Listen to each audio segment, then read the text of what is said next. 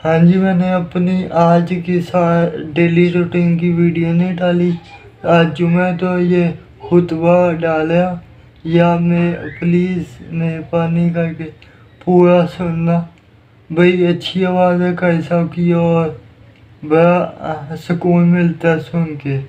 तो मैं सारी वीडियो जितने मिनट की बनी हुई है सब डाला, अपनी नहीं डेली रूटीन की वीडियो कल आएगी।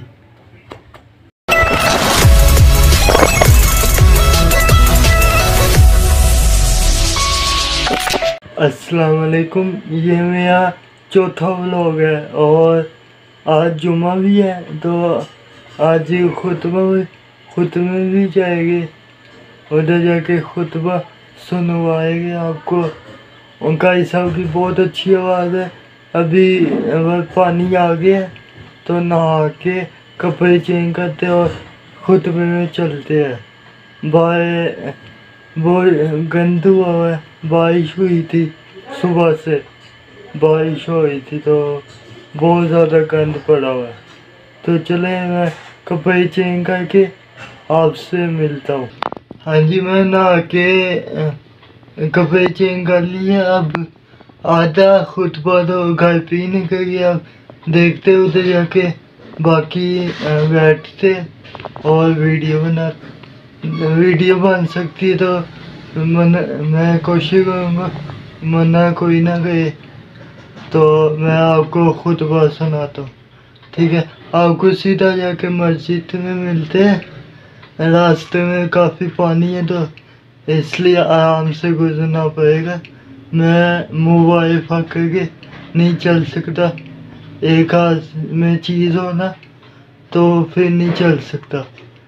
तो मोबाइल पॉकेट में डाल के फिर जाऊंगा और उधर जाके सीधा आपको मस्जिद में मिलूंगा, ठीक है। चलते इम्तिहान ही रहती। और जब एक मोमिन की मौत वाक़या होती है उसकी मुलाकात अपने रब के साथ होती है। नबी इस्लाम ने एक दफ़ा इरशाद फरमाया, मन अहब्ब लिका अल्लाहि अहब्ब अल्लाहु लिकाअहु व मन कारिहा लिका अल्लाहि कारिहा अल्लाहु लिकाअहु। जो अल्लाह से मिलने का शौक रखता है, अल्लाह से मिलने का मुश्ताक है, उसके दिल में शौक है, फरमाया अल्लाह भी उससे मिलना चाहता है।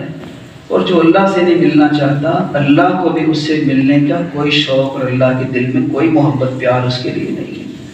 सईदा आयशा फरमाती है रज़ी अल्लाह तआला अन्हा, मैंने अर्ज़ की जनाब कुल्लुना नकरहुल मौत, अल्लाह से मुलाकात तो मरने के बाद होनी है और हम में से कोई भी शख्स मौत को पसंद नहीं करता, हर शख्स ही जिंदा रहना चाहता है। तो नबी अलैहिस्सलाम ने फरमाया, आयशा रज़ी अल्लाह तआला अन्हा, बात ऐसे नहीं है। असल बात यह है कि जब एक मोमिन की मौत का वक़्त आता है, उसे अल्लाह की तरफ से खुशखबरी सुनाई जाती है, अल्लाह की तरफ से जन्नत की बिशारत दी जाती है। जब उसे बता दिया जाता है कि तेरी जिंदगी से, तेरे अमल से, तेरी कोशिश से, तेरे मुजाहदे से, तेरी मेहनत से अल्लाह राजी है, अल्लाह तुझसे खुश है। नबी अलैहिस्सलाम ने फरमाया जब फरिश्ते उसको आगे बताते हैं, अब वो ये नहीं चाहता कि अपनी बीवी के पास, बच्चों के पास, माल दौलत कारोबार के पास रहूं, वो फौरन से पहले चाहता है बस मेरी जल्दी से रूह कब्ज़ हो, मेरे रब से मेरी मुलाकात हो जाए। फरमाया वो अल्लाह से मिलना चाहता है, अल्लाह उस बंदे से मिलना चाहता है। अल्लाह हमें भी मौत के वक़्त ये बिशारतें नसीब फरमाए। और फरमाया जब किसी की मौत के वक़्त उसको बताया जाता है कि तुझसे अल्लाह सख्त नाराज़ है, अल्लाह सख्त गुस्से के अंदर है, और उसकी जब रूह कब्ज़ करने की जो है वो वक़्त और उसकी घड़ी आती है, नबी अलैहिस्सलाम ने फरमाया वो अपनी रूह के निकलने को पसंद नहीं करता, अल्लाह से मुलाकात करने को पसंद नहीं करता कि किस मुंह से अल्लाह के सामने पेश। फरमाया वो अल्लाह से नहीं मिलना चाहता और अल्लाह रब्बुल आलमीन उस बंदे से मिलना नहीं चाहता।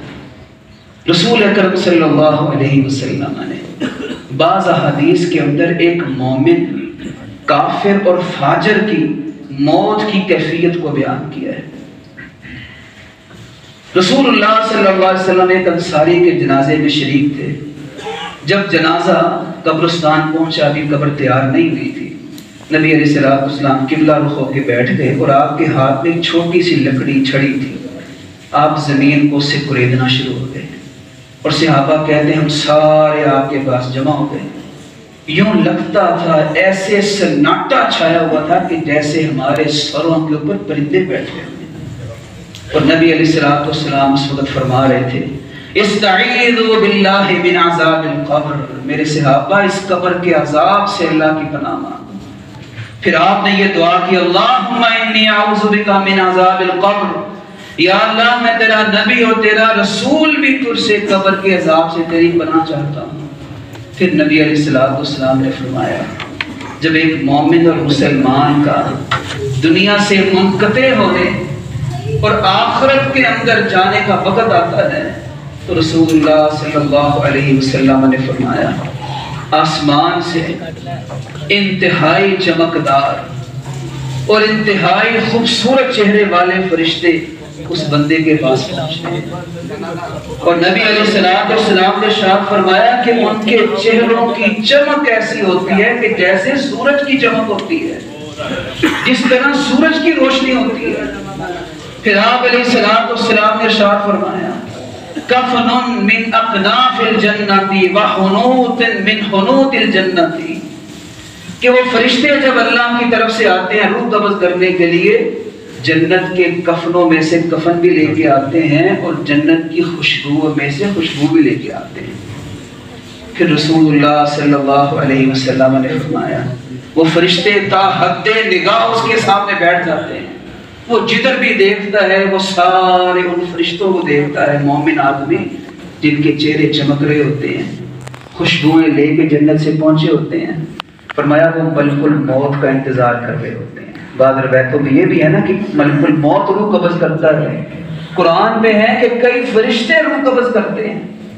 وہ سارے کا سارا جو خلاصہ وہ یہ ہے کہ وہ پہلے فرشتے آتے ہیں، بعد میں ملک الموت آتا ہے. اور نبی علیہ السلام نے فرمایا وہ ملک الموت آ کے میت کے سرانے بیٹھ جاتا ہے. نہ آج تک کسی نے دیکھا ہے، نہ آج تک کسی نے سنا ہے. ہمارا ان چیزوں پہ ایمان کیوں ہے کہ ہم نے اپنے نبی صلی اللہ علیہ وسلم کے بارے میں اللہ کا قرآن کا یہ فیصلہ سنا ہے وَمَا يَنْتِقُ عَنِ الْهَوَىٰ إِنْ هُوَ إِلَّا وَحْيٌ يُوحَىٰ.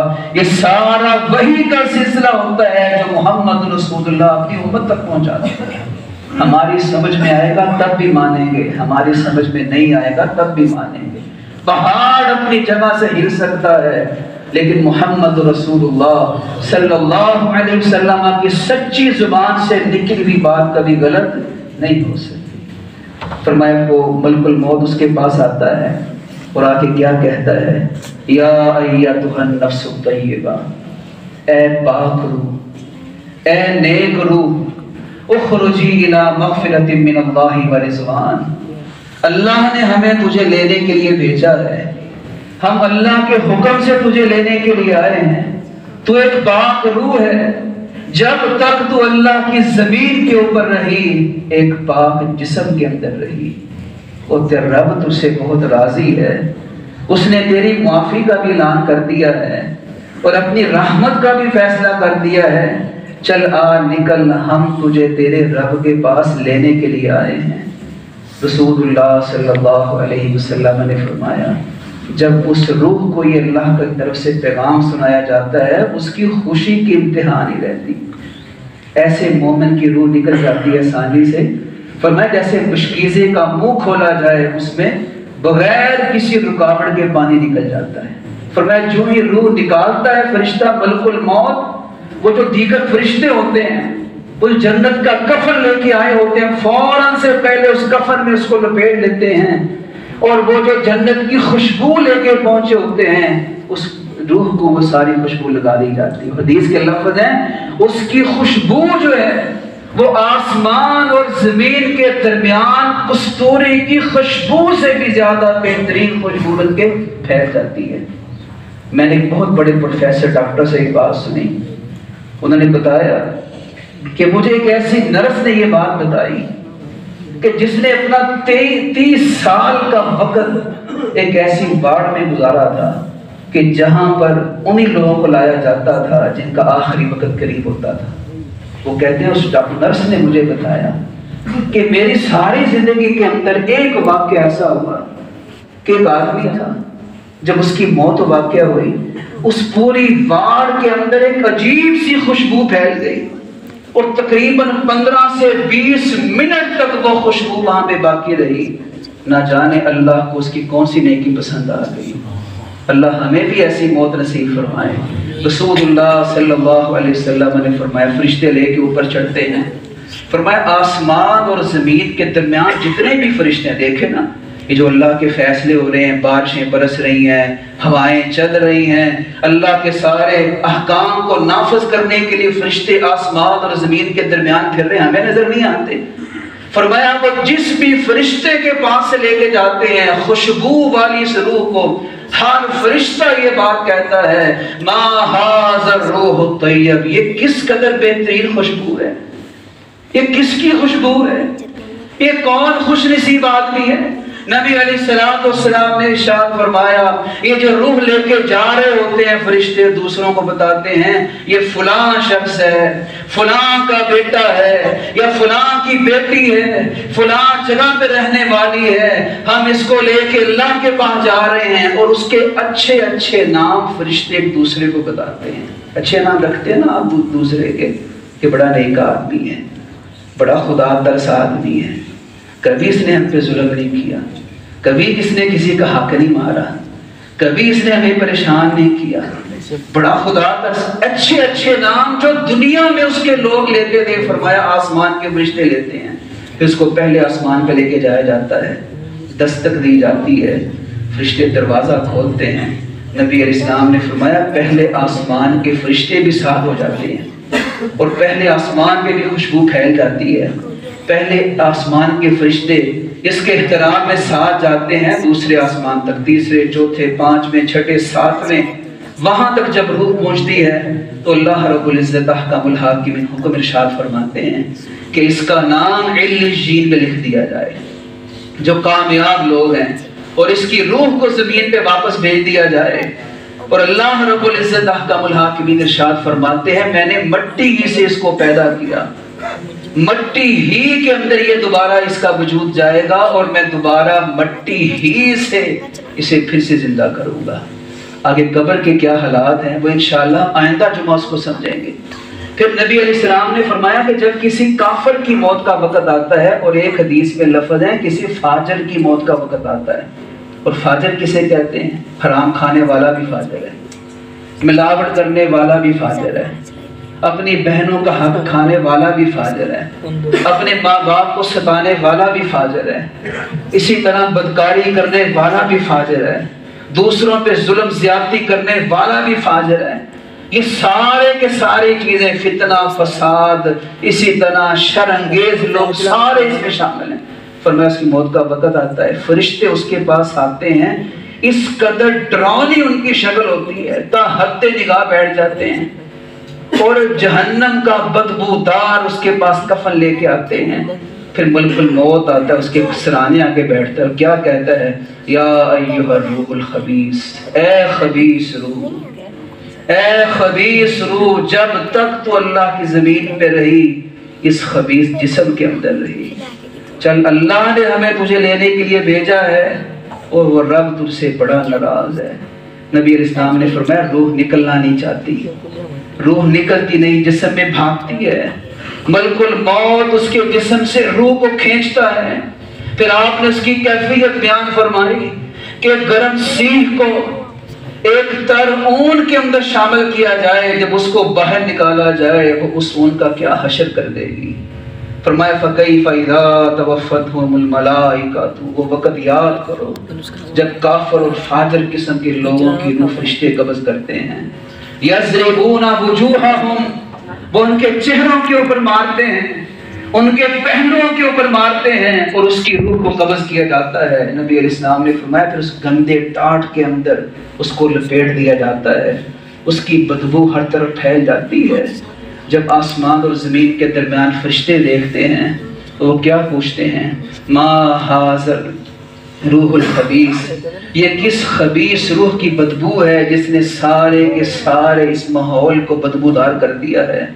فرمایا پھر بتایا جاتا ہے یہ فلاں کا بیٹا ہے یا فلاں کی بیٹی ہے، اور اس کے وہ نام بتائے جاتے ہیں جو دنیا میں اس کے لوگ نام لیتے تھے، کہتے ہیں بڑا فراڈیا آدمی ہے، بڑا دھوکے باز انسان ہے، بڑا ملاوٹ کرنے، یعنی وہ چیزیں جو دنیا میں لی جاتی ہیں فرشتے ایک دوسرے کو بتاتے ہیں۔ فرمایا پہلے آسمان کے پاس لے کے جایا جاتا ہے، دستک دی جاتی ہے، لیکن اس کے لیے دروازہ نہیں کھولا جاتا، آسمان کا دروازہ نہیں کھولا جاتا۔ پھر آپ نے قرآن کی آیت پڑھی، لا تفتح لهم ابواب السماء ولا يدخلون الجنة حتى يلج الجمل في سم الخياط۔ آپ نے فرمایا ایسے بدبخت کافروں کے لیے اور فاجروں کے لیے اللہ کے آسمان کے دروازے نہیں کھولے جاتے۔ اس لیے خدا را میرے محترم ساتھیوں، مجھے اور آپ سب کو حرام کماتے وقت، جھوٹ بولتے وقت، کسی کا حق مارتے وقت، اللہ اور اس کے رسول کے حقوق اور بندوں کے حقوق میں کمی کرتے وقت، اپنے ماں باپ کو ستاتے وقت، اپنے بیوی بچوں کے ساتھ غلط معاملہ سلوک کرتے وقت اپنے اس وقت کو یاد رکھنا چاہیے۔ اللہ رب العالمین سے دعا ہے کہ اللہ تبارک و تعالی ہم سب کو ایک اچھی موت نصیب فرمائے، اور جیسا کہ میں نے خطبہ کے شروع کے اندر عرض بات کی تھی، ہم سب لوگ چاہتے ہیں کہ اللہ ہماری موت اچھی فرمائے، لیکن اس کے لیے ہمیں اپنی زندگی بھی اللہ اور اس کے رسول کے حکم کے مطابق گزارنی پڑے گی۔ زندگی اپنی مرضی سے ہم گزاریں، کمائیں اپنی مرضی سے، کھائیں اپنی مرضی سے، دل کیا نماز پڑھ لیں، دل کیا نہ نماز پڑھیں، دوسروں کے حق مار کے اور پھر دعا یہ کریں کہ ہماری موت اچھی آ جائے، یہ کسی بھی صورت مناسب نہیں ہے۔ اللہ تبارک و تعالیٰ جو کہا گیا، جو سنا گیا، اس پہ عمل کی توفیق عطا فرمائے۔ وآخر دعوانا الحمدللہ۔ ہاں جی، یہی ویڈیو کو اینڈ کرتے ہیں، اور آج کافی اچھا خطبہ تھا، تو یہی ویڈیو کو اینڈ کرتے ہیں۔ تھینک یو، اللہ حافظ۔